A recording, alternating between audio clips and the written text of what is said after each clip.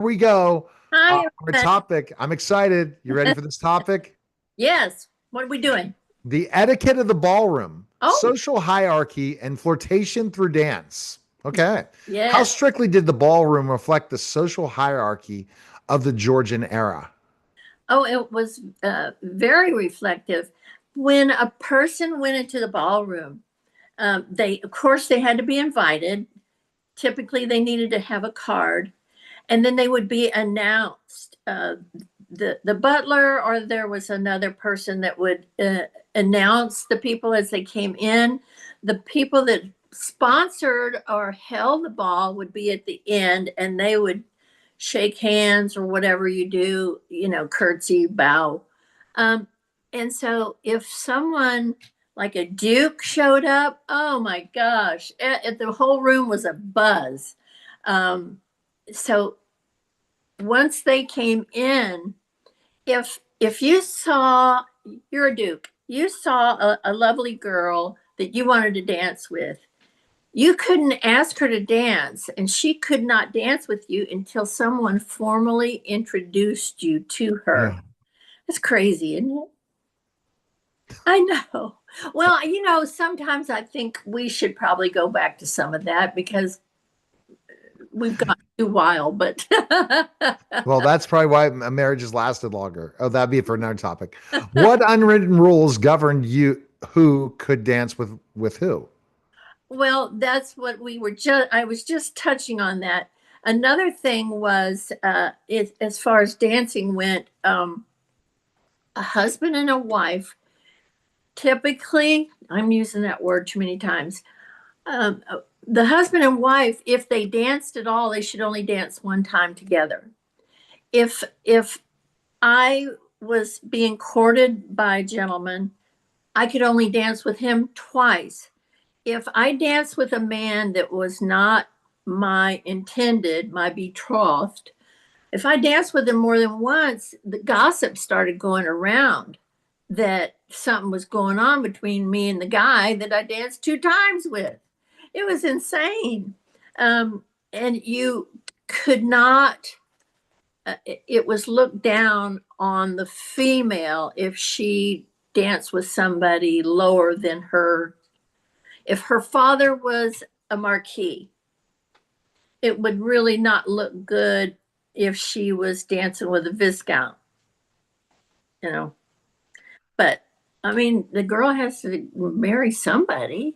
No doubt. So, how much power did a woman really have when choosing or refusing a partner? A woman, if she was asked to dance, she could not refuse. She could not refuse, um, because it would look bad on her. Even, I mean, there was unwritten rules. Like I said, a guy that was like a nobody, it would be real ballsy of him to even ask a female whose father was a marquis, but it happened. Um, and a woman was pursued based on, of course, her looks, but her dowry, Right. what she could bring to the marriage. Because, I mean, they'd marry her, take the dowry, and then park her in the country somewhere and be done with her. Terrible. What so what did dances themselves communicate? Um, Affection, interest. Um, there were, the waltz was just coming into being in English society, but it wasn't the sexy waltz that we see today. They only touched, I mean, like a shoulder and a waist. That was about it. There was none, and they had to have gloves on the whole time. Both people, the man and the woman. If a man went into a ball without his gloves, he was ostracized. So how important were appearance, posture, and grace in the ballroom? Well, we just covered gloves, posture, and grace.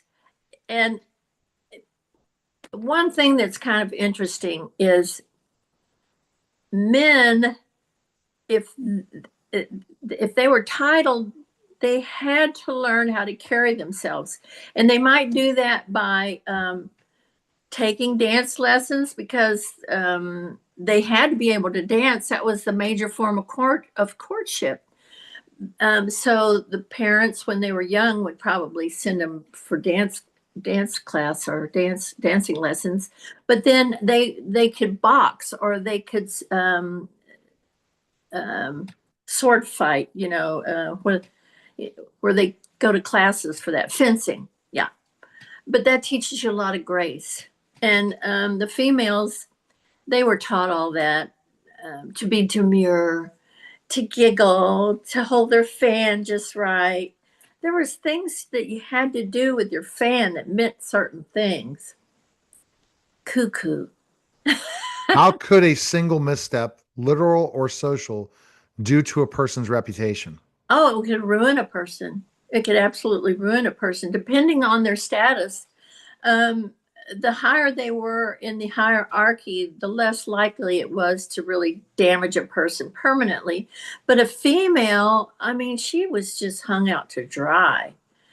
Um, if I slipped on the dance floor, or if I didn't have a good dance partner that would cover me if I made a faux pas, then nobody else would ever ask me to dance again, and then I'd just be an outcast. I'd be sitting over there with the plants. All right. So the best place to go is minavalentine.com. And guess what? Purchase her book. Yeah, you know, She should be live on TikTok. She's on TikTok I and am. she's on everywhere else, but you don't go live. I And know, I'm but going you to know keep what? saying that. I've been doing these AI generated commercials for my books, and my voice, it isn't my voice, and my face isn't always the same. It's kind of, and one of them I have blue eyes. Well, it doesn't matter, but they like that. So here's the thing. Why are you able to do all these AI generated voice? You got invited from somebody to Sora too. Who was it? Yeah, a friend of mine did that for me. I wonder who. Um, he's really tall, Yeah. and he's a nice looking man. He's got a good voice. Well, I appreciate all that, but yes, I'm not flirty. I know you're not flirting. Vanessa knows that. She loves you. All right, so go to minavalentine.com, Mina, and we'll talk soon. Okay, check on the I will. All right, you're listening and watching the special simulcast, and then you'll hear these